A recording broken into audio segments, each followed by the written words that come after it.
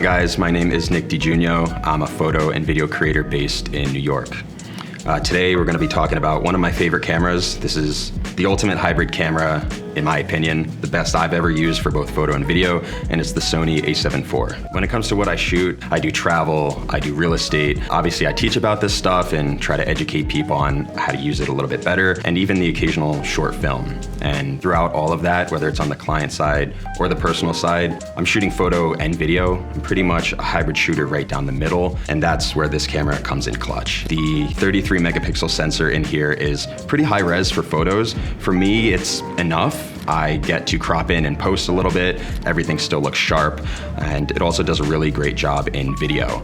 There is a 7K sensor in here. Even though the camera's spitting out a 4K file, that 4K has been oversampled from 7K. So it's rich, it's full of detail, it's very sharp, and a lot of that has to do with going back to the fact that it is a hybrid and it has a high resolution sensor that actually can be beneficial in video alone. The way I have this camera set up is right on the back, you can quickly switch between photo, video, and S&Q. That's slow and quick. You can also set up 3 custom profiles that you can quickly toggle between using the dial on the top. When it comes to video, my first mode is 24p. That's if I'm shooting anything in real time. I don't plan on slowing it down. That's most of what I shoot. If I do want some slow-mo, this camera can shoot 4K 60, and that is set to my custom dial number 2.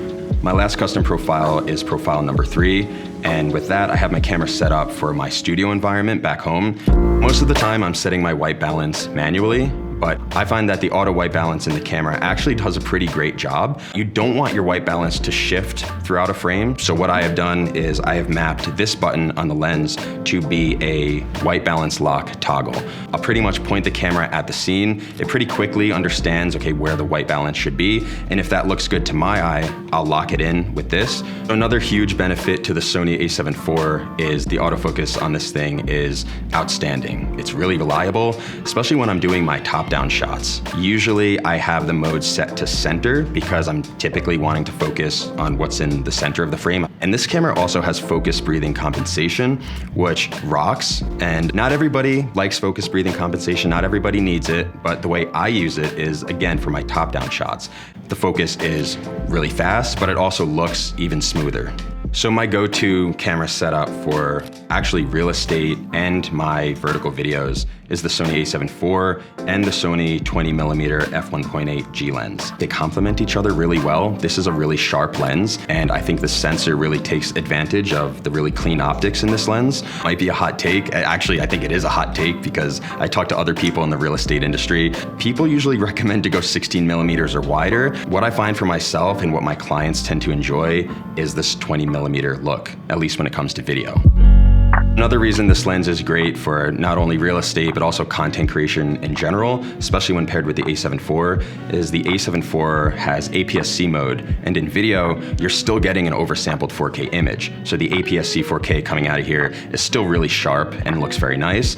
And when you enter that with this 20mm lens, you're actually going to be shooting on a 30mm equivalent. And a 30mm look is not too far from 35. And so when you punch out to 20, you're pretty wide. And then when you can inch yourself toward 35, that makes this a pretty versatile setup. So when it comes to real estate and a lot of my vertical video creation, the 20mm is just my go-to. It just works really well. When I'm entering an environment that I'm not already familiar with, I don't really know what I'm gonna run into, I love to grab a lens like the Sony 24-105 G. That lens is super versatile. One of the things I really like about this lens is not only the extra reach to 105, which is great, but it also has OSS built in. And I think that pairs really nicely with this camera, even though it has IBIS. I really think those two work together well, and I really benefit from that when it comes to handheld work. When it comes to filming real estate with this camera, I wanna shoot full frame, but I also wanna slow it down in post a little bit. This camera can shoot 4K 24p in full frame, but it can also shoot 4K 30p in full frame. So even though I'm actually delivering the 24p clip, if I shoot in 30 frames per second, I can actually slow it down to 80% in post. And that gives me just enough to slow it down and smooth things out. There's actually a little trick you can use inside of this camera to get slightly higher quality 120p and even have it match the colors of your 24 or 30p footage a little bit better. So typically in this camera, if you're just shooting in video mode, the 120p is limited to 8-bit color. But if you switch into S and Q, all of a sudden that 120p now has access to 10-bit 422 color. The only sacrifice that comes with is you lose the ability to record audio, but typically if you're recording anything at that rate anyway, you don't really need audio. So another hidden feature the A7 IV has to offer is on the photo side. Typically, out the gate, if you're shooting uncompressed RAW and you enter burst mode, you're limited to 6 frames per second. If you do want to get a little bit more speed out of this camera, you can change to compressed RAW. And so that is a lossy file format, so you might be losing some detail here and there.